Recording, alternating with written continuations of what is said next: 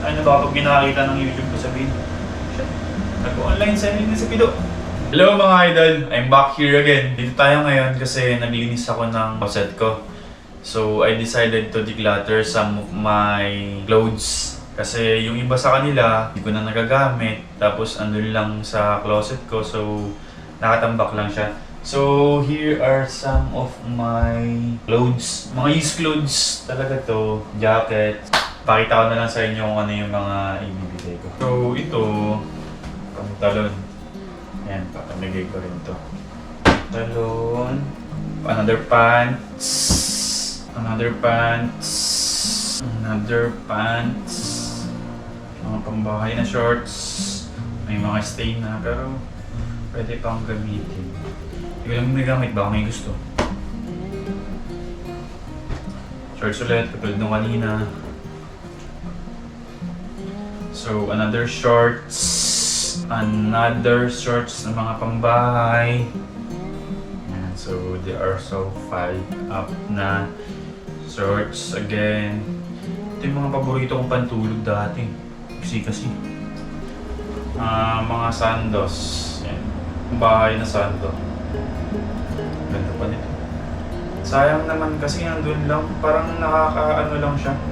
Nakakagulo lang siya dun sa loob ng ng damitan. Kasi hindi ko naman siya ginagamit, pero nandun siya. So, this one is yung binili ko nung first convention ko sa Davao. Sama na rin natin siya. Hindi ko naman ginagamit ito, hindi mo na ako mahilig magsuot ng mga printed shirt na may mga ganyan-ganyan. Nakalagay. Another sando, undershirt ng pambahay. Mga pambahay ko. Ayos naman siya. May mga konting stain tsaka kupas. The rest, pwede pa naman. Mas magagamit siya ng iba kaysa sa akin. Kasi ako marami na akong this one. Ito maganda pa to.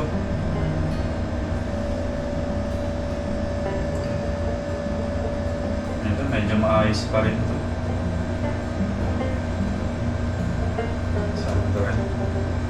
Tayo, mga Pilipino, hindi tayo mahilig mag-declutter kasi meron tayong sense of sentimentality. May ganong word ba? Kung meron man, yun, meron na. Kumbaga masyado natin pinapahalagaan yung mga bagay na luma na gamit natin. So, hirap na hirap tayo magtapon. Hirap na hirap tayong mag-declutter. Ito, maganda pa rin to. So, tatry natin bigyan lahat ng mga kabataan dito sa atin. Kung gusto nila, kung ayaw nila, hindi huwag. Mga old clothes naman din kasi ito. Ito pang bahay talaga. Ayan, undershirt. Tapos, ito naman mga... Itong next ko is yung mga pwedeng pambahay, pwedeng panglakad o kaya panggala. So this one is Playboy shirt. Mga dating maganda pa to. Sorte ng makakakuha nito. Bihira ko naman suotin ito. Size niya medium to large. Regular fit kasi. Next one is another Playboy. Playboy shirt. Maganda pa to. Ang size niya is medium to large. Hindi ako nagbibenta, baka sabihin nagbibenta ako. Kapamigay ko to. Dito sa mga kabataan sa amin. Next is another Playboy shirt. So, pangatlong Playboy shirt na is natin kapamigay. So, maganda ba to? Ganda rin ang design. Pero ano to, slim fit to eh. Small to medium. Ganda to sa mga hindi ganong kalakihan yung katawan. Mga fit lang. Next is this one.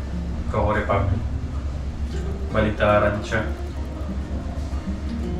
Ayos pa naman to. Ganda pa siya. Actually, walang sira, walang damage, walang stain. In good condition. Para na rin ako nagbebenta. Next is ito. Ayan. Dalawang beses ko lang yung nasuot to. Kasi ako may pagsuot ng ganitong kulay. Tsaka maliit. Maliit sa akin to. This one is...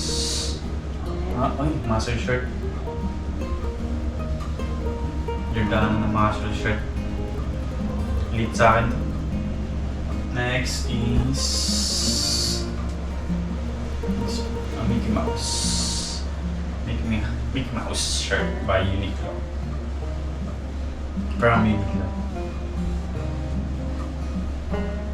Next. Mickey Mouse ulit. Next is souvenir shirt. Dry fit na souvenir shirt. Ito kaya lang mas maganda yata ang pambahay na lang ito. Ito maganda to eh. Ayan. Ganda. This one is uniform. Olympics uniform namin. Ito luma na ito. Pero maganda pa rin yung kulay. I do realize na para pala ako nagbebenta dito. Ano ba kapag ginakita ng YouTube ko sabihin, shit. Nag-online selling na sa Pido. Next is this one. Ito maganda rin ito. Lumang-luma na ito. 5 years na yata sa akin. Yan! Next naman is itong mga polo. Yan. Kakapogi. Ito maganda. Wrangler na sling fit. Pa-display lang kasi dun sa sa rosette ko eh. Hindi ko na rin silang maisot. Pink.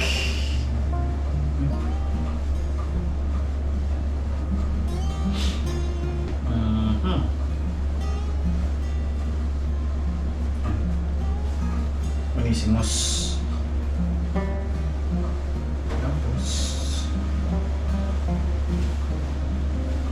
What's this?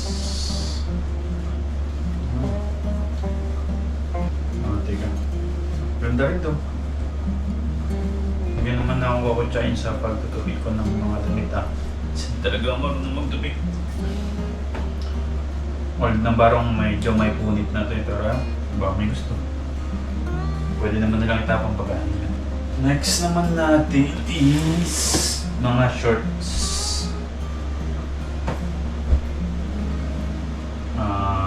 6 packet na shorts. So all in good condition pa to. Size niya 36. Ganda pa to. Next, ano natin? Playboy shirt. Wala lang siyang botones. Pero maganda pa to. Pag nilagyan mo botones, pwede yung pangpanlakad. Next is this one. Ano ba to? Nabili ko lang sa okay ito pero maganda eh. Tagal na sa okay dito. Next is this one. Polo ng Polo Ralph. Wala lang siyang botones pero maganda pa siya, pwede pang lakad. Next is this one. Ganda pa to. May boots nga lang siya dito pero tinayin naman ang imam. Hindi na kasi ako nagsusuot ng mga ganitong klaseng short. Hindi na siya in sa turmahan. Next, ito maganda pa rin to. Medyo may mga stain nga lang. So, ito pa rin makakakuha nito. Sa mga jacket. Wait. Hindi sa akin to. Pero maganda to. Bench jacket. Luma na. Kupas-kupas na. Tumahan natin. May gusto. Serve naman niya yung purpose niya sa jacket. Tapos... hindi ko sinuot to eh. Uniform namin. Coat. Santa Barbara na jacket. May ano lang siya. Hindi. Pero di ko na rin ginagamit. Next. Jacket. Jog. Maganda to pang laot. Tapos the rest, yung mga lumang uniform ko na. Hindi ko na lang bibidyoan. So, papamigay ko to bukas. apparel per person, kabataan. Marami rin kabataan dito sa amin. Ay, meron pa pala akong nakalimutan. Ito rin pala, ipapamigay ko rin pala ito. So, ito ay...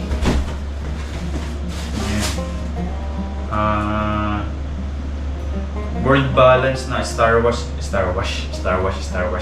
World Balance na Star Wars edition. Meron pa siyang extrang shoelace. Ano nangyari ito? May bago po. Pero magamit ko na to. Ito siguro nagamit ko to ng mga marami na yung 3 beses. Tapos ito,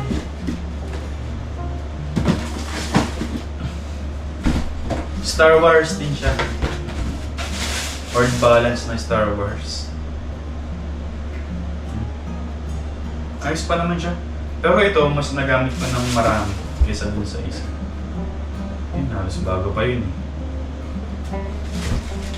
Meron din siyang extra shoelace na orange.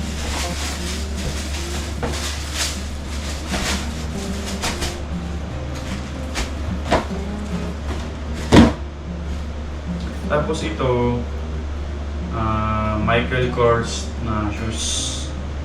Almost ko. Pinabibigay ng girlfriend ko kay Bora. So, Bors, you are the lucky one. So, yun na. That's all. Siguro bukas, medyo mawalan kasi ngayon dito sa amin. Bukas ko ipapamigay.